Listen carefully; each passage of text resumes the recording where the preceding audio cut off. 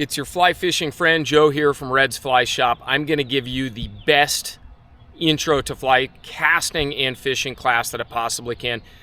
I recommend, even if you've been fishing for a while, maybe throw this on your TV as background noise and just see what you learn.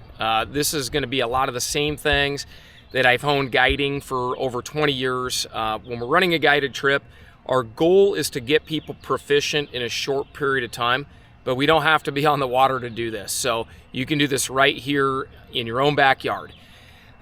Things about fly casting. As an angler, if you eliminate fly casting from just the frustration and the cognitive process it takes to cast before you get to the water, you're going to be a much better angler. I've traveled all over the world and I've asked guides everywhere what's the number one thing we can do to prepare anglers before going on these faraway trips. They all say fly casting. Well, the same exact thing is true for your local waters. We want to train you to fly cast, and we want to train you to fly cast really well. So hopefully you're motivated and inspired. You don't need a lot of gear to do this. The only thing you need is a rod, a reel, a floating line. You don't want to throw and practice on sink tip lines. And then at the end of the line, we're going to have just a little piece of brightly colored yarn at the end of a 6 to 8 foot leader. So nothing fancy, just a little piece of yarn. You could even take a little tuft of carpet or just anything that's bright and visible from around the house. And I like to have a target. We're going to use a hula hoop here for the casting demonstration later on. So you don't need a lot, but you're going to get a lot. Follow along. We're going to train you up on all sorts of things and turn you into an absolute killer with a fly rod out there for your next trip. So we're going to start with just basic parts. We've got fly line. That's the thick vinyl stuff. A good fly line is more important than a good rod. A good line starts at $100. Don't skimp out there. Next, we got our reel and we've got our rod. And how we're going to grip this rod is we're going to lay that rod. Now this needs a little bit heavier reel for this rod because you can see it tipping down. But generally speaking, you're going to lay that rod on your finger like so, and we're going to let our hand then wrap, and everything is going to pivot off of that index finger with your thumb on top of the cork. Now I've seen a few casters in my life, but I could probably count them on one hand, that fish practically with their index finger up. You can do that if you want. I'm just telling you, on the thousands of anglers I've watched and I've studied and said, hey, why is that person such a good caster? 95% of them are gripping with the index finger under, the thumb over, like you would grip a hammer. That keeps everything straight and lined up in your forearm. It makes throwing a straight line cast much easier. And then the index finger remains wrapped around the grip, but behind the thumb, so that this really becomes my fulcrum right here, and then the thumb operates my lever, which is a fly rod. So that's your very basic grip. That's the first thing we want to do when we pick up a fly rod, is get comfortable. For almost all trout fishing applications, our grip is going to be right near the top of the cork. That's like gripping up on a baseball bat or a golf club. As soon as we grip down here, we're not going to get a lot of flexibility out of the rod because the rod gets much, much stiffer. I'd say exponentially stiffer as we get closer to the butt section.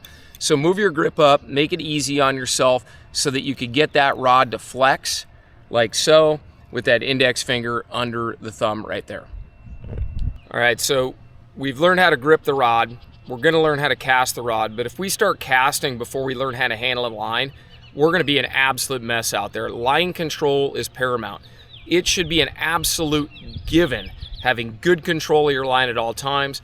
I'm going to take you through the drill that I run through when I'm doing a guided trip with folks that are newer to fishing, and you can do this in your living room, right in front of the television, however you want to do it. Now, we have two pieces of line. I like to refer to the line back here as my working line, okay? That's my working line. I get all the line I need off my reel before I make my first cast by pulling it straight out, not by pulling it back and down. That just scratches your line when you pull it backwards, and it'll actually chew up your reel. And I've seen lots of reels that have grooves cut deep into the aluminum by people pulling the line backwards during a cast. So you're going to go fishing, you're going to cast, you're going to pull the line straight out and get all the line that you need. I have a section of working line here that's available if I need to cast it. My line that is out the rod tip is my casting line. So I've got working line, I've got casting line. Now, the drills you can run through, it's really critical that you do this and do it well. The best anglers I see, I'd say most of them grip the line over their middle finger and their ring finger like so. And I'll give you one more look at that. And that line can now move independently of the rod. So my hand can move independently of the rod right there. And why that's important is you might do this thousands of times in a long fishing day, is I'm gonna throw the line from my rod hand to my left hand, back and forth. So I make a cast, I'm over here. By the time that fly hits the water, I need to be back and return it to my rod hand so that I have a control point where I can pinch that line and provide tension. That's where my control comes from. So maybe I'm gonna fight a fish, maybe I'm gonna set the hook, maybe I'm just gonna make a cast, and I want that line locked into my hand right there. So that's my control point. Some people call it the trigger finger, although that would be up here for me. My trigger finger is my index finger. So this is just good line handling. So what I like to see people do is just take their rod and leave their rod very level and steady. Don't bump the rod around, waving the tip all over the place. And you're just gonna send that line back and forth between the two hands. So I'm over here, and you can see my two fingers drop off the rod. I still have my index finger wrap, my little finger wrap, but those two fingers being long like that can catch that line when I make these exchanges. So I'm gonna do this 25 times. And as I get faster at it, I'm gonna just basically throw that line over there, because that's what's really gonna happen when you're in the river, you're fishing hard, you're fishing fast. Everything needs to happen very quickly, and it needs to happen without thinking about it. And it definitely needs to happen without you having to look down at your hands, because you can't be looking at your hands when a fish is about to bite. So run through that drill, keep your rod really stable. Like I said, don't be throwing the tip around, and get good at just your line exchanges, because that's going to be a critical part of casting. We cannot be distracted with our line handling while we're trying to learn how to cast or fish. Now, the second portion of this drill is line stripping. So stripping is the act of pulling in the line, and you can see I'm taking a full elbow length here. So my hand comes up, I'm pulling from behind my hand, never in front of my hand. That's ridiculous. And I'm pulling that line just like so, right through my hand, and that's called stripping line. Now, I'm gonna strip in a fair distance, and I know we haven't talked and learned casting yet. We'll get there, I promise. But I'm just gonna shoot some line back out. You can shake the line back out your rod tip, but I think it's really critical people become really proficient at stripping line quickly. This is initially how we're gonna fight fish. It's how we're gonna eliminate slack. If I'm fishing in a lake, or fishing with a streamer, or throwing a dry fly upstream, I'm gonna have to cast and immediately begin stripping to either take in slack on a drifting fly, or move a leech or a swimming fly through the water. And you can see I'm taking a full elbow length, none of this little stuff. You could do that when you're fishing and agitating a fly a certain way, but learning how to strip, we take a full elbow width. So I would do that several times. Like I said, you can cast it out, you can shake the rod, shake the line out. I don't care how you do it. Then after we get good at it, we're gonna strip very quickly. And I also want you to note that my rod tip is low, like this when I learn to strip line. Do not move your rod tip or boogie it around. That is a bad, bad, bad habit. So I'm learning to strip line with my rod tip low to the water, and also, so my rod tip's low to the water for control, so I can feel what the fly is doing, but also I've reserved that potential energy. I've reserved that potential energy in the event I need to set the hook or pick up and cast. And if my rod tip is low when I'm stripping, I've reserved all that energy of that lifting action to then propel into my next cast. So learn to do the line exchanges with your hands 25 times, do it lots, do it till it's casual as conversation, then work on your stripping line, and then we're gonna work into casting next. That's the exciting part, and you get to train yourself how to do this with my instruction here. Cut. It's important to understand as we learn to fly cast, there are two distinctly different types of casts, and people confuse these all the time when they're learning. I see it every day when I'm guiding, every single day without fail. There are two different types of casts, and it's important to understand that there's a fork on the road there in these two different types of casts, so that you don't morph the two together and make a mess out of things and have a terrible and unsatisfying cast. So the first one I'm going to talk about is going to be a roll cast, okay? This is the fork in the road. You either throw a roll cast or you throw an overhead cast. There is no in between, okay? A roll cast, and there are lots of videos just specifically on roll casting. I'm going to throw a very basic roll cast. And a basic roll cast, I slowly lift my rod to about a 1 o'clock position. My fly is attached to the water. I've drawn the line tight, and I have essentially what is going to be a capital D shape behind me with the line. And it's a little bit of a lame D right now because I don't have tension on it. My elbow is close to my body, my rod is at 1 o'clock, and I throw my rod tip forward. That is a roll cast. It's used for a bunch of different reasons. But the fundamentals of it, it doesn't work as well on grass as it does the water, but you still need to practice it. We draw the fly back with the rod slightly wide. I make a capital D with my line. My elbow stays home, and I throw the rod tip forward, and it throws a nice cast. It's a very, very important cast to understand. Where and when you would use a roll cast is almost infinite. I could have brush or trees behind me. I could be changing directions. An overhead cast, which is the traditional fly cast we'll talk about next, doesn't change directions very well. So for instance, if my fly drifts way downstream and I've got to now throw a cast up here, I might use a roll cast just to change directions. I could even take it off my left shoulder.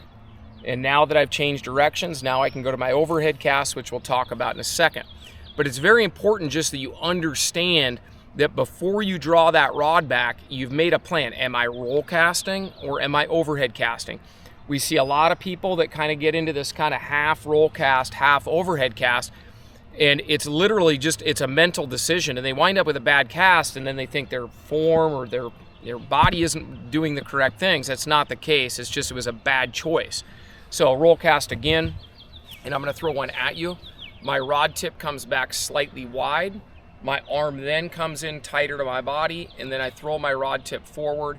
I can roll cast with bushes behind me, change directions, eliminate slack. There's almost an infinite number of reasons we would do it. Certain winds, if we have a wind left or right, a roll cast might be more effective. Lots of different reasons. Roll casting can be done on either side of the body, but it's very important to know that the rod in all casting should stay vertical unless there's no other option. So here's a left shoulder roll cast, and I would do this if the wind was blowing from right to left, or if my fly was on my left side of my body. If the fly's on my left side of my body, well, hell, let's just keep the fly on the left side of my body so I quit hooking myself in the hat. So roll casting can be done on left or right, and I suggest you practice on both sides. In fact, I'll just take you through that drill right now. Let's just shift our orientation here real quick.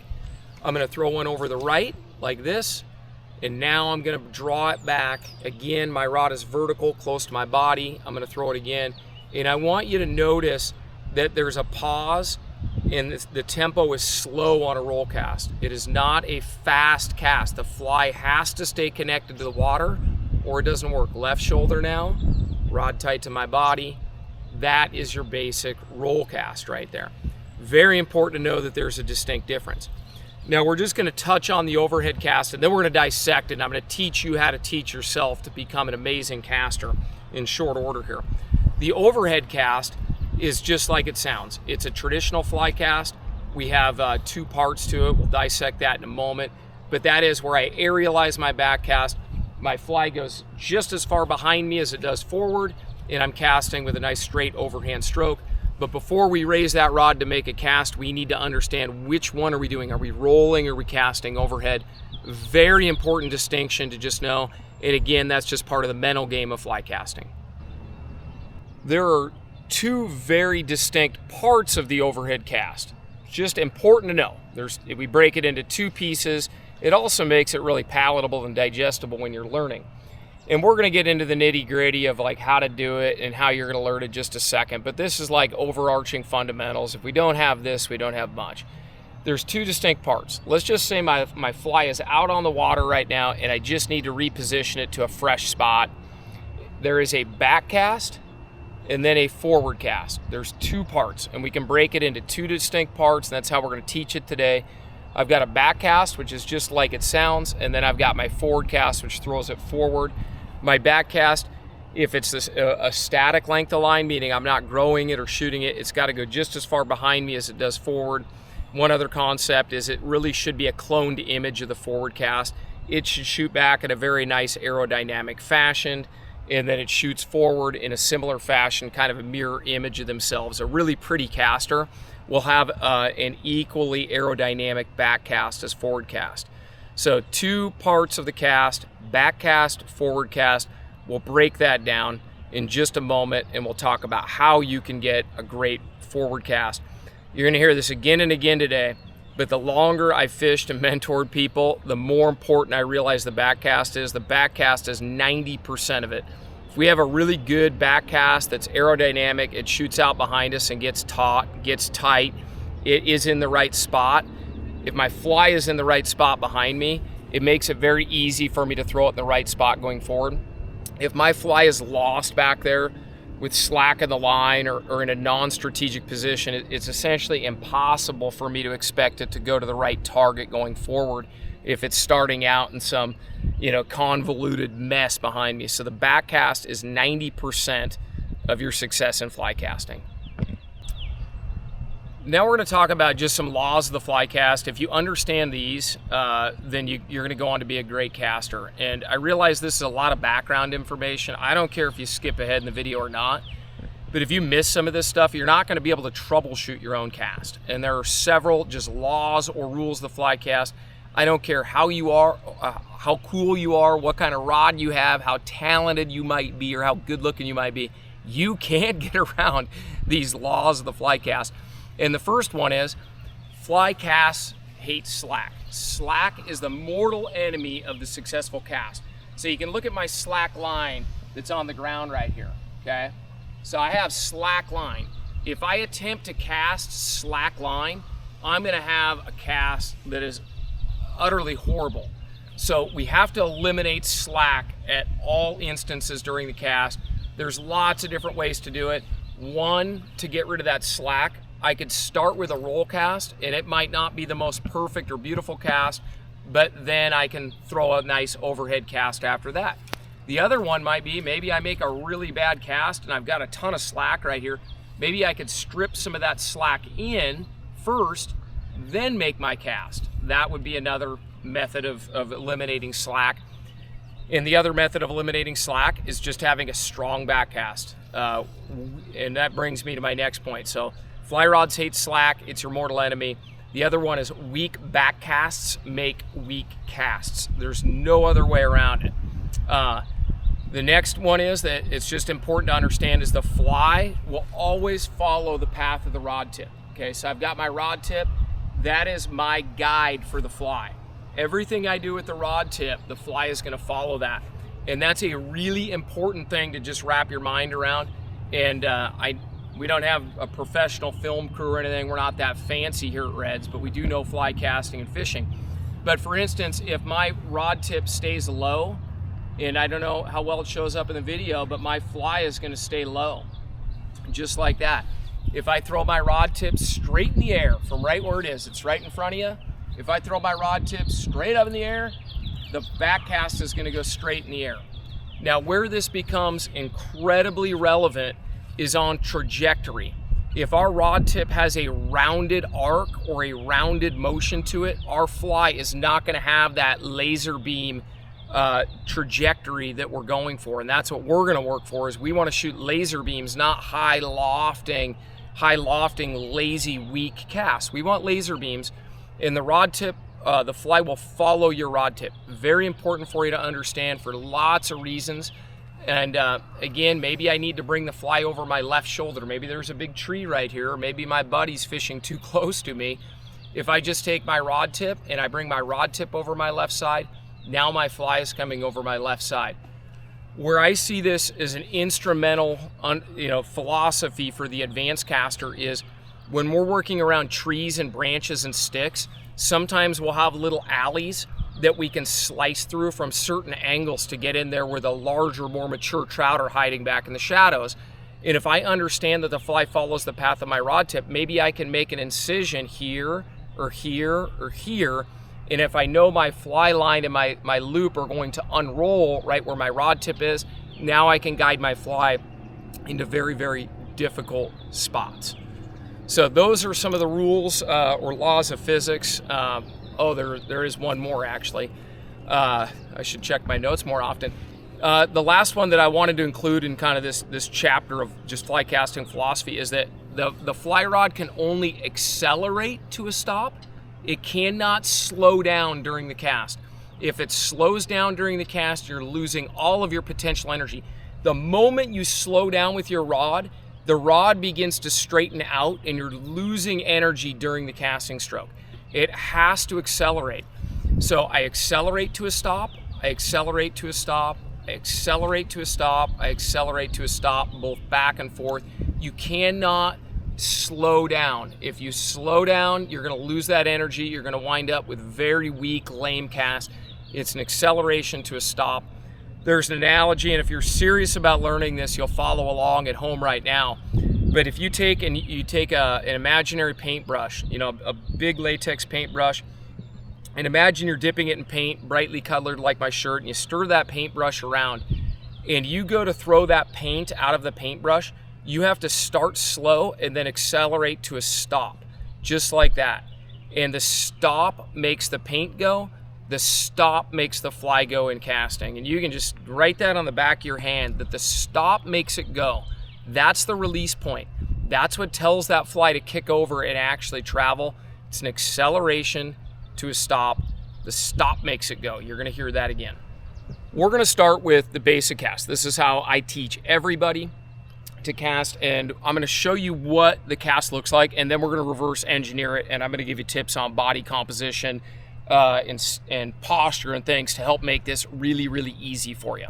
So it's going to be a pickup and lay down cast, and I like to start people with a rod length and a half a line. So if you've got 9-foot rod, what is that? 18, 23 and a half feet of line. I don't know, you can do my math for me, but 20 to 25 feet of line plus your leader. So rod length and a half of the thick floating line, and we're gonna have a back cast and a forward cast. And again, we're gonna reverse engineer this, but we're gonna pick the fly up and lay it down. And what we're looking for is to develop what's called a loop. And I'm gonna have to step back and I'm gonna show you what that loop looks like in midair. But a casting loop is very aerodynamic. When it's done correctly, it has the exact profile of an airplane wing with a sharp point and then a softer round on the bottom. That's the rod leg of the loop, and then we have our top leg of the loop, which is where the fly is. And the fly is going to be up here, and then it comes back all the way back to the rod. So I'm going to step and I'm going to step back. I'm going to show you a couple of loops. This is a pickup and lay down. We're essentially throwing one length of line. The line is locked in my rod hand. We don't cast with two hands. If you need to, if you have a tendency to go like this, do not do that. You need to stop that right now. Okay, that's going to drive us all insane if we ever see you cast. If you have to, you can put your hand behind your back. If you have a tendency, if you're well along on your fly fishing journey and you have that tendency, put your hand behind your back, but the line is locked into my rod hand. I have a back cast and a forward cast. Now let me step back, and I'm just going to throw some, and I want you to observe the shape of the loop.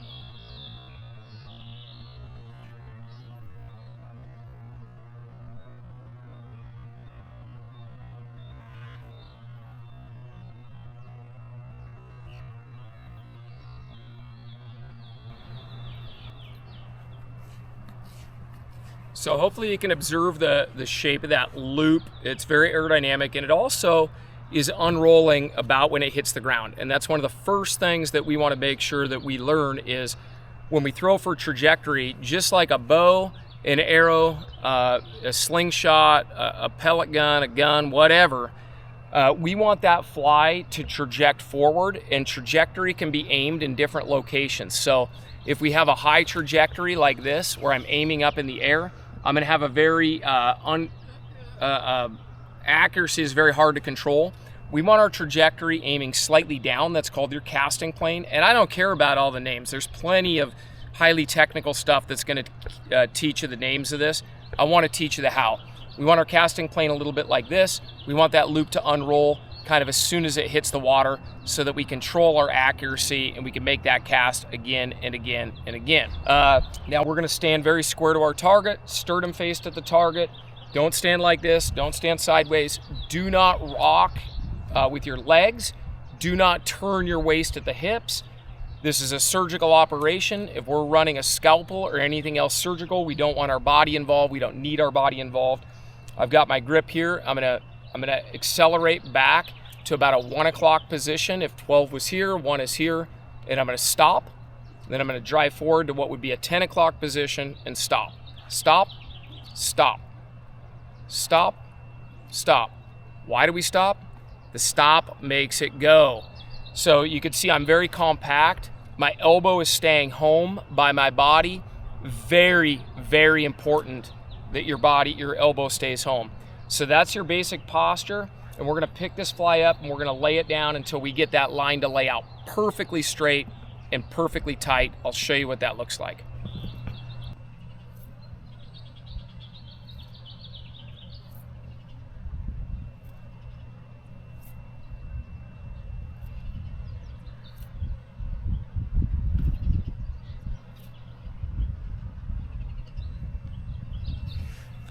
Okay, so this is like putting a golf ball or shooting free throws, okay?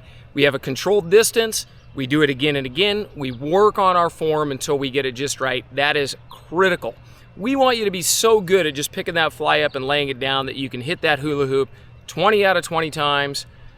Count how many times you're hitting your target. I strongly suggest you do that, but we want a very nice straight back cast. Stop, stop, stop, stop. Master that pickup and lay down and be critical of yourself. If it's not laying down tight and sharp, you've got some mechanical issues there.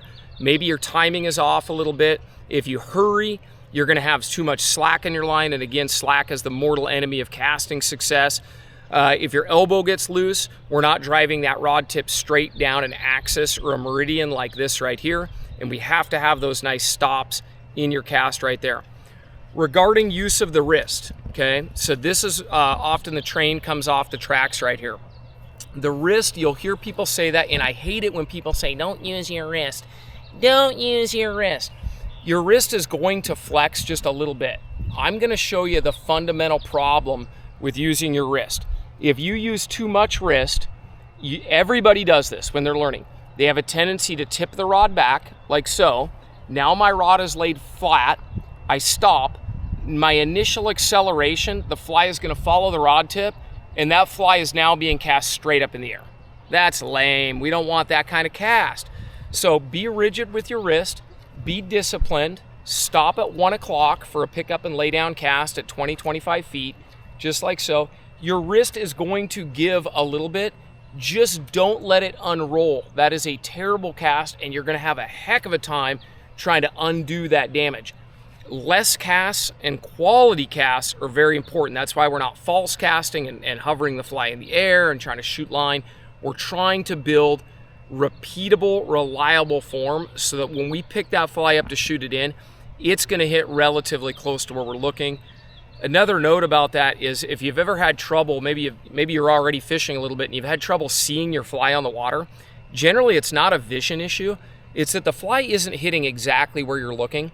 I guarantee if that fly hits exactly where you're looking, you're gonna see your fly, and everything is gonna get easier when you have that finite accuracy at 20 to 30 feet. Now, Eric is our travel manager, guide, hell of a caster and angler, and he did point something out that I think I missed, and it is critical, and it's easy to explain, but it's not a small thing, and that is timing.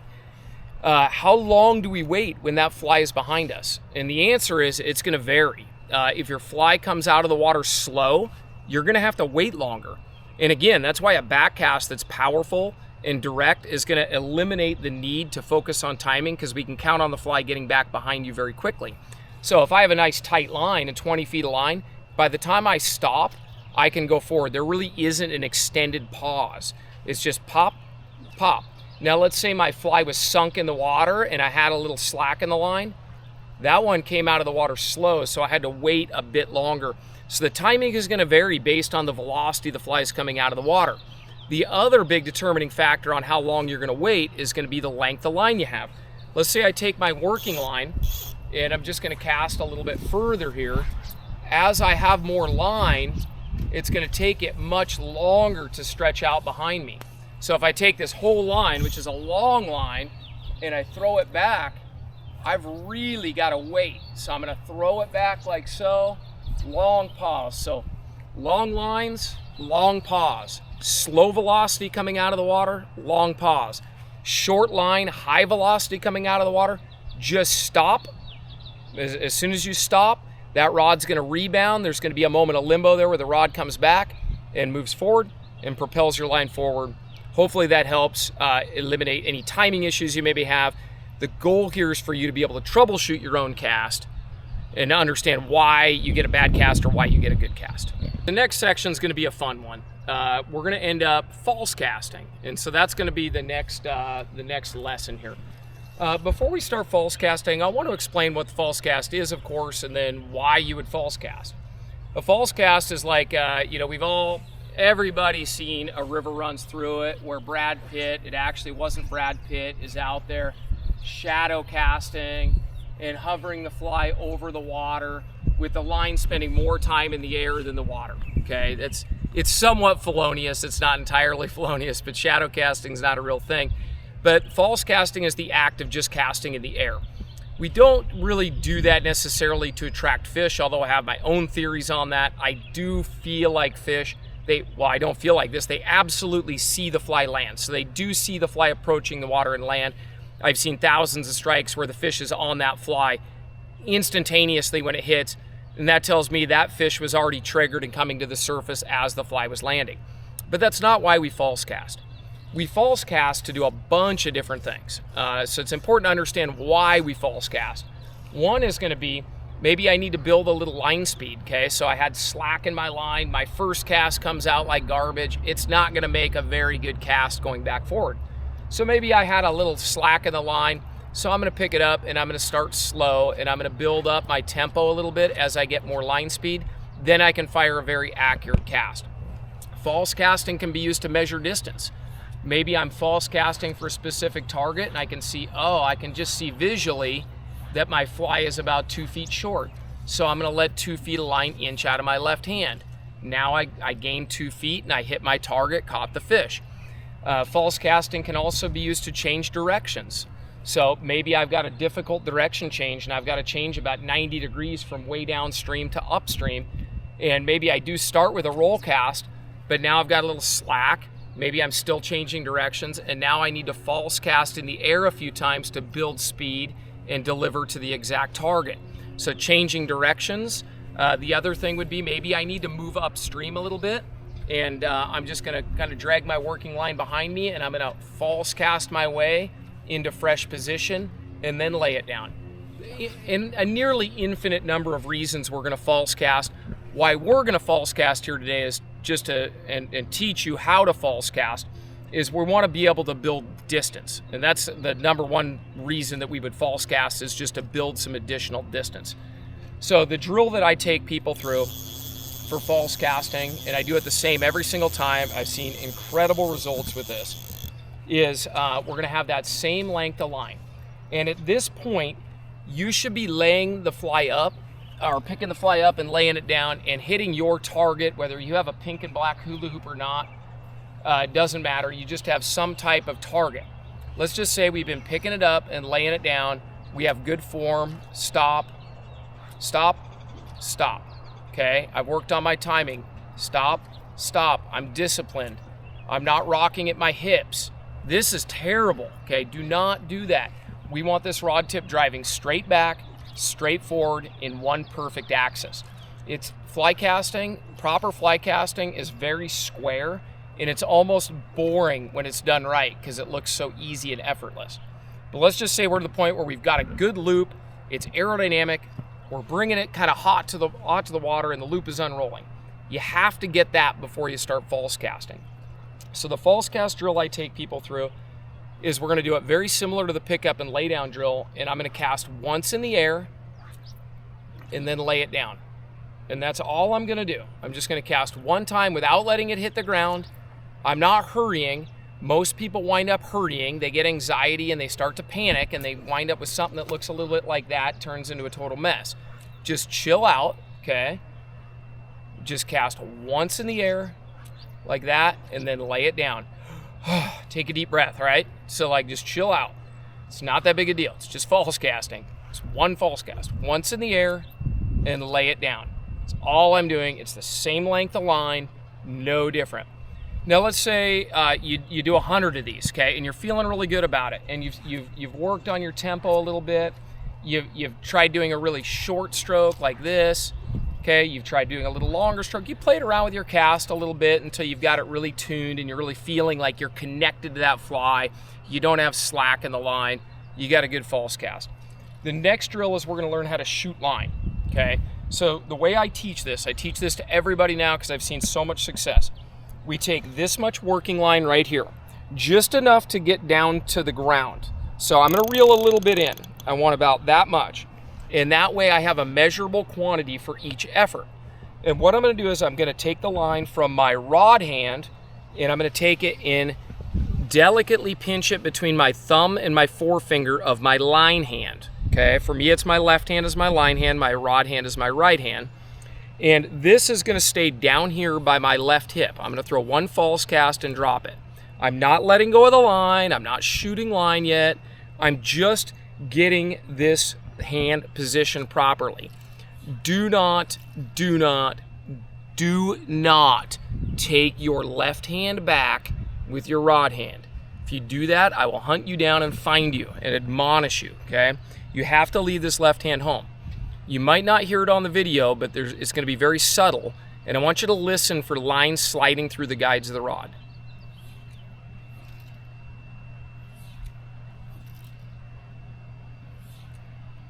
So as I pick up to cast, I now have a mechanical advantage where this line staying down here, as I pick up, my hand is staying here, but the rod's getting further away. That tightens the line, it shortens it, and it puts more bend in this flexible rod that I have so that I get more energy going forward. It's gonna morph itself into what's called a single haul. I don't care about that term. It's just, the single haul should just be built into your casting game. But I end up with a mechanical advantage that helps me take slack out of the line. So as I lift up, my line is actually being shortened because my hand is staying home. I lose all of that when I take my left hand back and I'm forced to start turning at my hips. I wind up with a very poor casting form. So very important. Here's where you're at. Line is in your left thumb and forefinger. The working line is dangling just above the ground.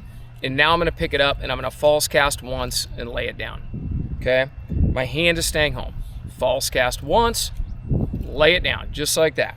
False cast once, lay it down. Great, now you'll actually find you're gonna get a little bit more line speed just out of switching hands, and that's why we practiced all those hand exchanges. Wow, pale morning dun mayfly right there on my hand. River's right there, the trout are probably rising. Get done with this video, edit it up, go fly fishing, I say. So now the line is in my left hand. Now the next step is gonna be a really fun one. So I'm gonna pick it up, I'm gonna false cast once, and then I'm just gonna let the line be taken from my hand. It's very important that it's just taken away from you, that you just let it go when it pulls. You can't force it. If you let go of the line too soon, the cast breaks down. So now what I do is I've practiced my line stripping. It's one of the first things we did. I strip back into the same distance where that line is now a measurable quantity, because you're gonna do this hundreds of times in practice, you should. So once in the air, now the line is gonna be taken away from me and it shoots out. When it shoots out, I know that I've developed a good aerodynamic loop that's traveling downrange. The line has a desire to follow its friend out there towards the trout, and I've made a nice shot and I've learned how to extend my line. I'm gonna strip it back in like so, right there. Pinch the line just very delicately with my left thumb and forefinger. Once in the air, now I shoot. And what'll happen is you'll probably fail to shoot the line a little bit. Don't worry about it, just keep practicing. Sometimes that line, for whatever reason, just doesn't want to go out. When you let go of it, that's okay. You just start fresh, pick it up once, shoot it, okay? And that's your goal. We've now learned how to shoot the fly line. All right, so now we've learned to pick the fly up and lay it down very accurately, very consistently. We've got a good loop. We're staying disciplined. I'm going to review a little bit.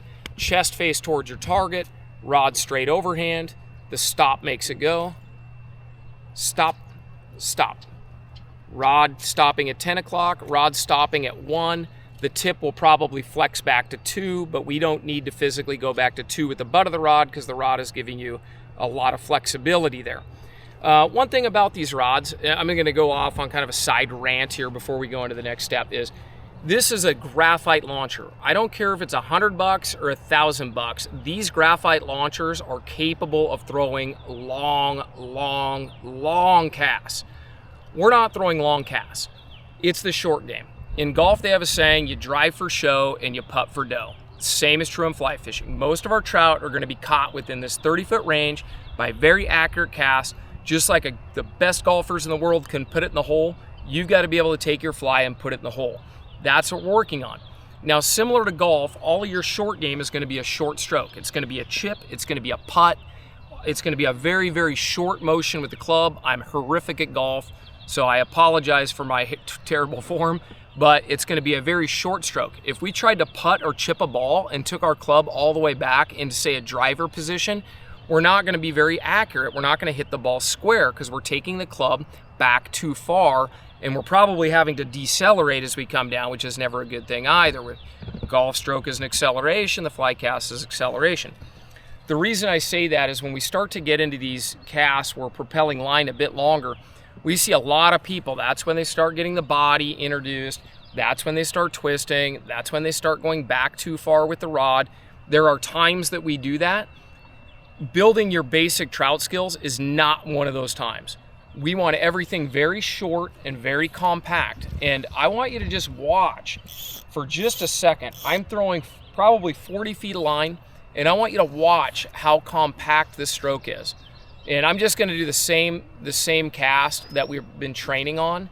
I'm using just a little bit of wrist, mostly elbow. My elbow stays home because I have a 9-foot graphite launcher.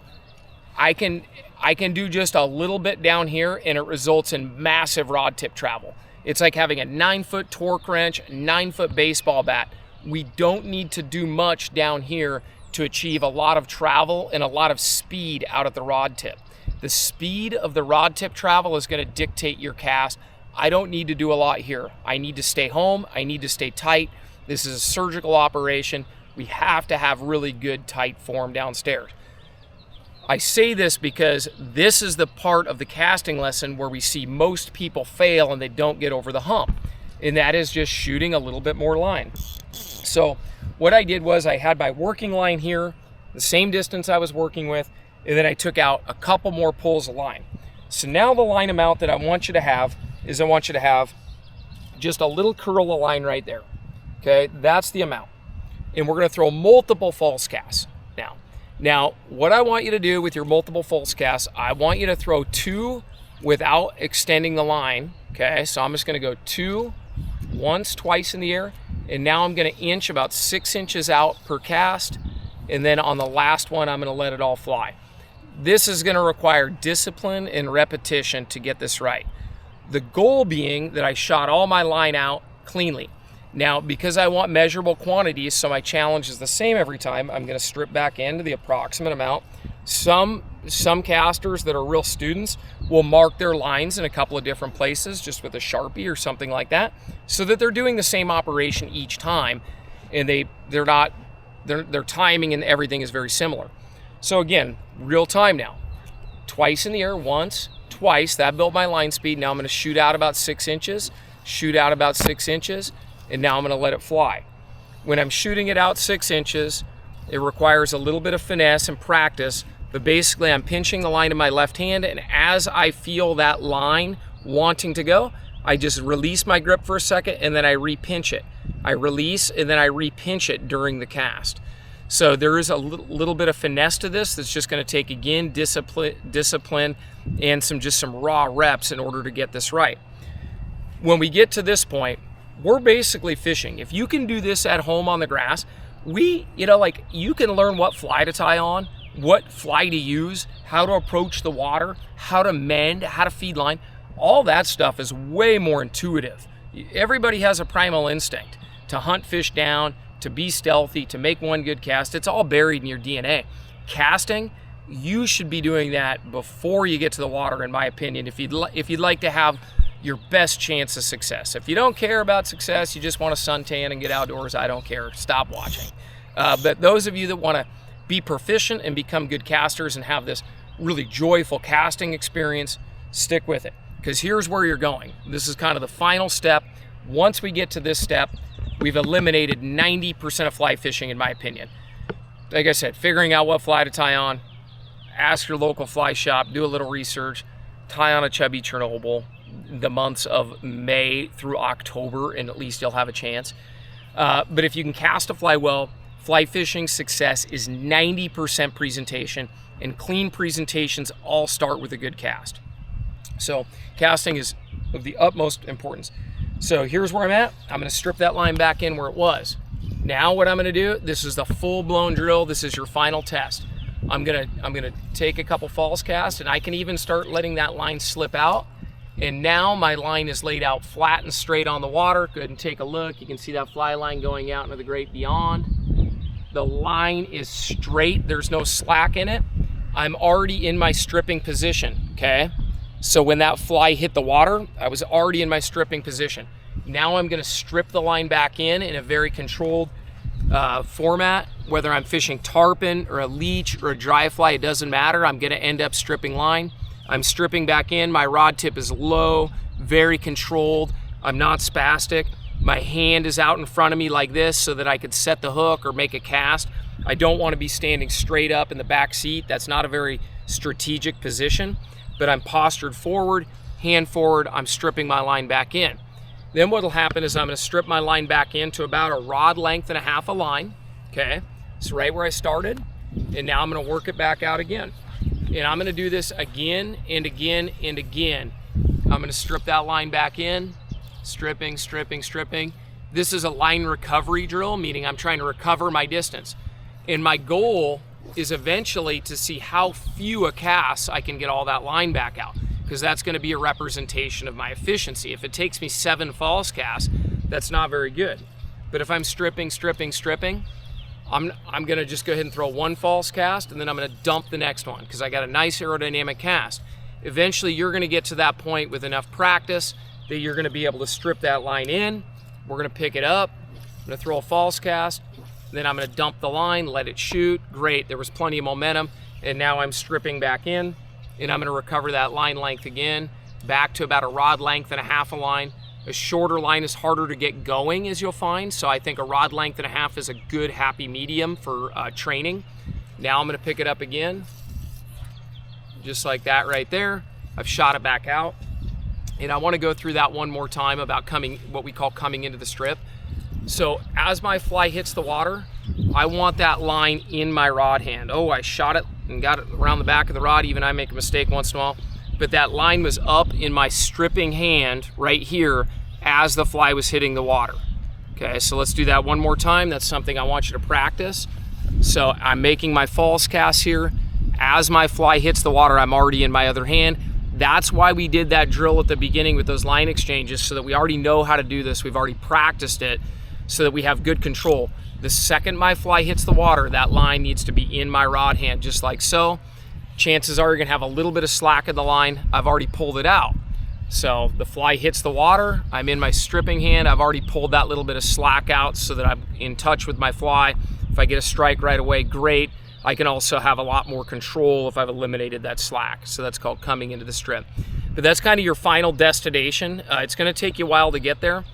I'm gonna close this section, and then I'm gonna conclude with a few thoughts and a couple of just pro tips and pointers that we utilize every day when we're out there taking people fishing.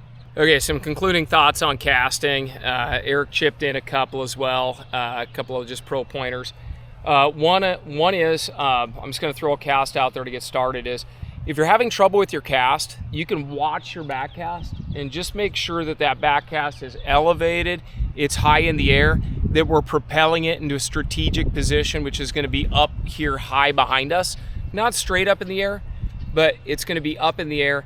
One thing about watching your backcast is you want to make sure that you're not doing a big hip turn and you're throwing a different cast than you were throwing before. I see a lot of folks watch and they turn their whole body and it's not the same cast that they had. So just make sure and be disciplined about looking up at your rod. Sometimes just looking at your rod tip's position visually will put you in check. If you're one of those folks that are coming all the way back with their wrist, you're going to know it and you're going to be able to troubleshoot that very quickly. So take a look back there once in a while. Don't make it a constant though, because I think ultimately it'll erode your form.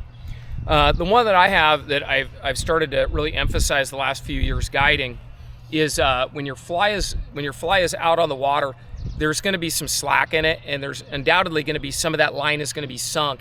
And simply raising the rod tip first, then popping it back into your cast is one of the biggest fixes and quickest fixes I've found for people. I just say rise, drive. They're the two, I